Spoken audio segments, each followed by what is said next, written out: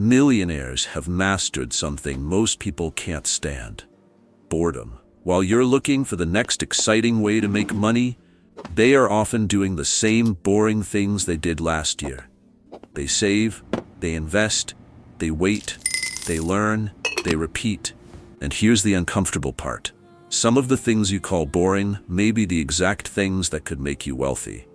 Think about what happens when most people get paid. The money hits the account, and within minutes their brain starts asking, what can I buy? A better car? A vacation? Dine at an expensive restaurant? A sale at the mall? The paycheck creates excitement, and spending becomes the reward.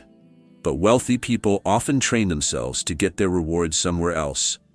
They get satisfaction from watching an investment grow, from seeing their savings account increase, from paying down debt, from building a business that nobody noticed 6 months ago. That sounds boring, and that's exactly the point, because what you don't know is that wealth is often created during the periods when nothing exciting appears to be happening.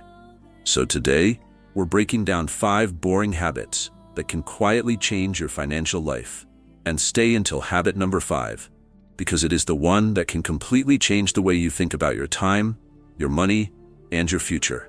Before we continue, make sure to like and subscribe to this channel for videos like this.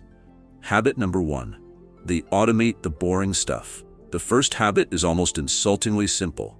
Millionaires don't necessarily have incredible self-control every second of every day. They often build systems that make self-control less important. Instead of getting paid and then deciding whether to save, they arrange their money so saving and investing happen automatically. Why? Because your brain is terrible at making the same difficult decision over and over again. Imagine you earn $5,000 a month. You tell yourself, this month I'll save $1,000. Then rent comes out, food comes out, a few subscriptions come out. You go out twice. You buy something you didn't plan to buy, and suddenly there's $200 left. You didn't decide not to build wealth. You simply gave your future money to your present self. Now reverse the order. You get paid $5,000. $1,000 automatically moves into savings or investments. You never see it sitting in your spending account. Now you live on $4,000. That's not magic. It's behavioral design. The interesting thing is that people often try to become better at managing money when they should first make their money harder to misuse. It's like trying to eat healthier while keeping a table full of candy next to your bed. You can use willpower, but why make the battle harder than it needs to be? Automation turns wealth building into a routine instead of a daily argument with yourself. And small numbers can become surprisingly large over time. If someone invests $500 every month and earns an average 8% annual return, they could have roughly $300,000 after 20 years. They contributed $120,000. The rest comes from growth.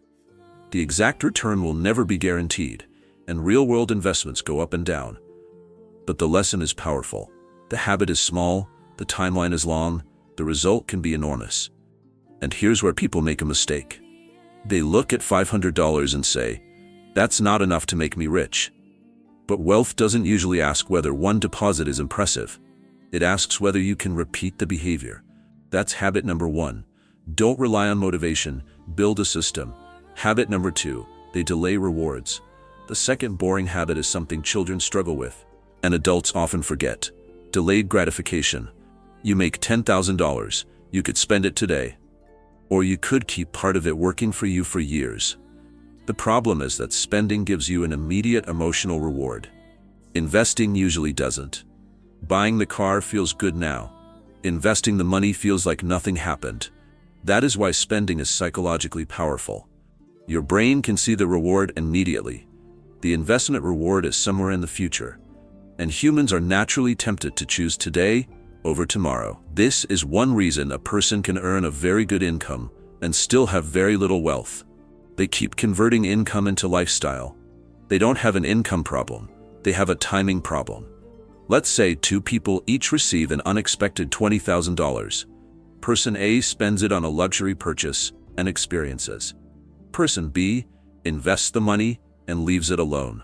If person B's investment averaged 8% annually, that $20,000 could grow to more than $90,000 over 20 years.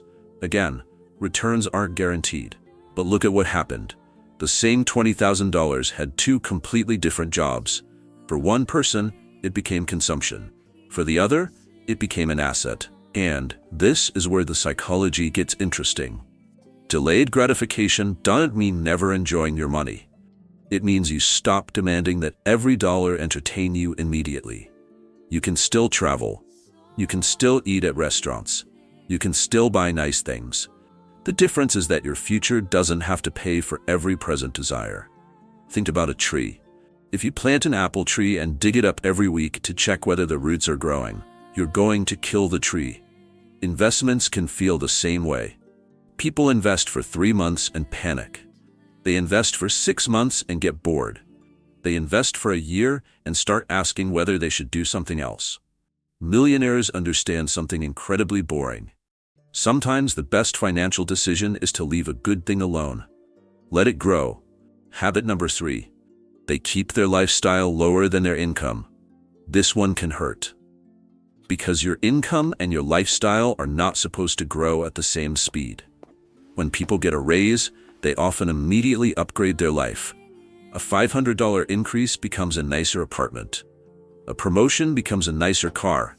A successful business becomes expensive vacations. More income creates more spending. And then the person wonders why they still feel broke. This is lifestyle inflation, and it can quietly destroy wealth. Imagine someone goes from earning $4,000 a month to $7,000. They feel rich. Then they increase their lifestyle from $3,500 to $6,500. On paper, their income jumped by $3,000, but their financial breathing room only increased by $500. They got a bigger paycheck without building a bigger future. Now imagine they kept their old lifestyle for another year or two.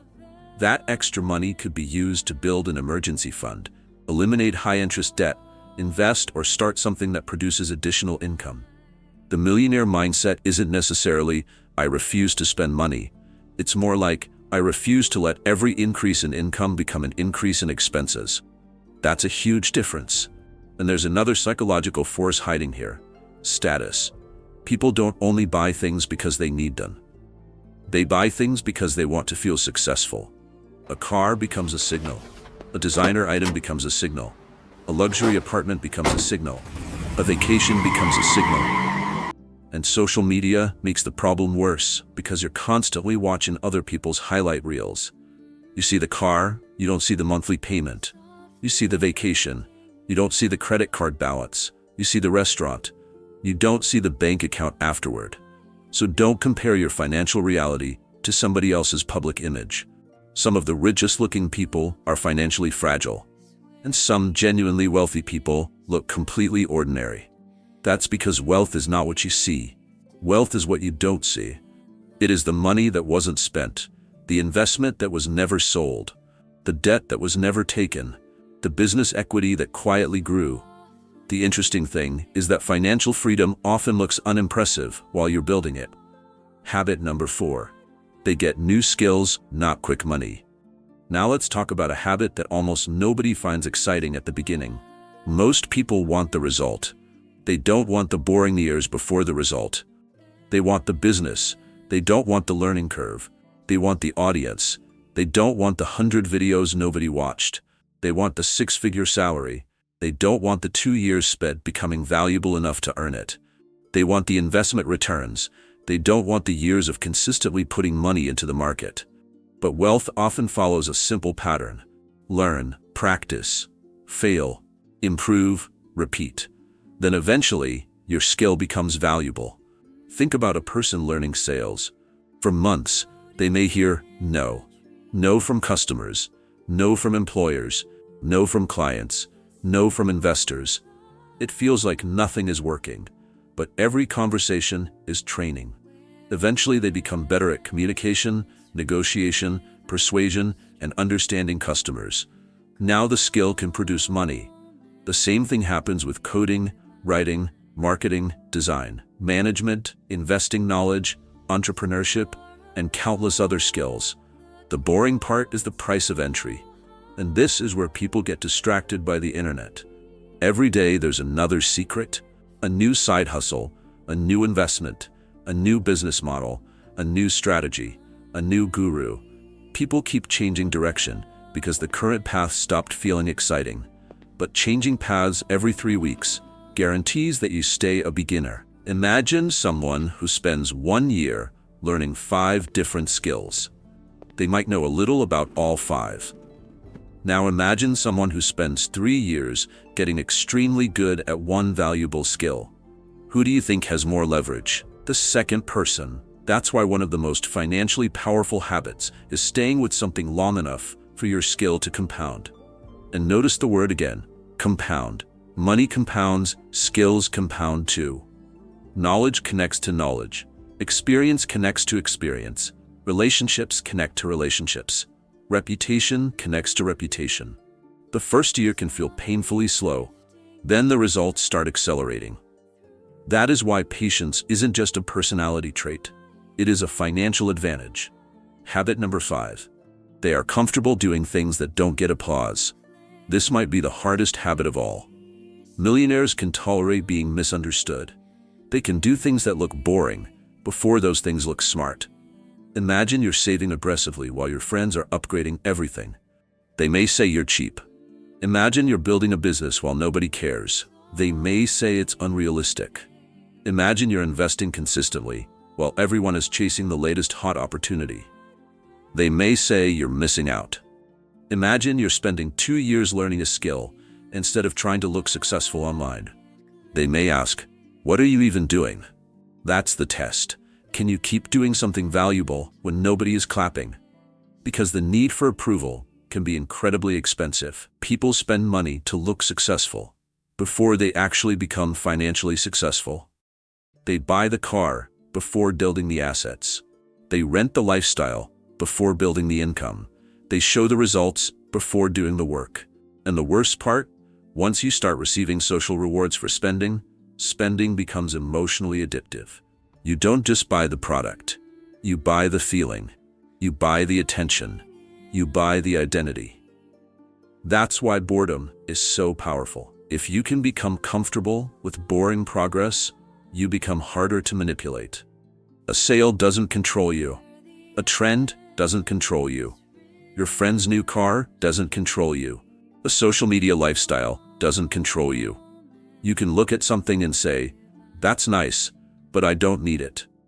That sentence can save you thousands of dollars, and sometimes it can save you years. Automate your savings. Delay unnecessary rewards. Keep lifestyle growth slower than income growth. Build valuable skills. Become comfortable making progress without applause. None of these sounds exciting. That's why they work. Most people are searching for financial excitement. They want the stock that doubles, the business that explodes, the side hustle that makes $10,000 next month, the investment nobody else knows about. But what if the real opportunity isn't excitement? What if it's consistency? Wealth is often less about finding the perfect move and more about avoiding terrible moves while repeating good ones for a very long time. And there's a deeper psychological lesson here. Your brain wants novelty. It wants immediate rewards. It wants social approval. It wants certainty. Building wealth gives you almost none of those things. You invest, and the market can fall. You save, and nobody congratulates you. You learn a skill, and nobody cares. You build a business, and nobody notices. You delay a purchase, and nobody gives you an award. But months become years, and eventually the invisible becomes visible. The savings account is bigger, the portfolio is bigger, the debt is smaller, the skill is valuable. The business has customers. The options in your life have expanded. That's when people suddenly call you lucky. They see the result. They don't see the boring years. So here's what I want you to do after this video. Pick one boring habit. Just one. Don't try to become a completely different person overnight. Build one boring behavior. Repeat it. Then repeat it again. Because the goal isn't to feel rich today. The goal is to make your future self financially stronger than your present self. Remember this: excitement can make you spend. Boredom can make you consistent. Consistency can create compounding, and compounding can change your life. The people who become wealthy aren't always the people who found the most exciting opportunity. They're simply the people who were willing to do the boring thing long enough for it to work. So the next time you feel tempted to spend money just because you're bored, stop and ask yourself one question: am I buying something I actually need, or am I buying a feeling? That question alone can change your financial behavior. Don't forget to like, share, and subscribe for more videos. Until next time, peace.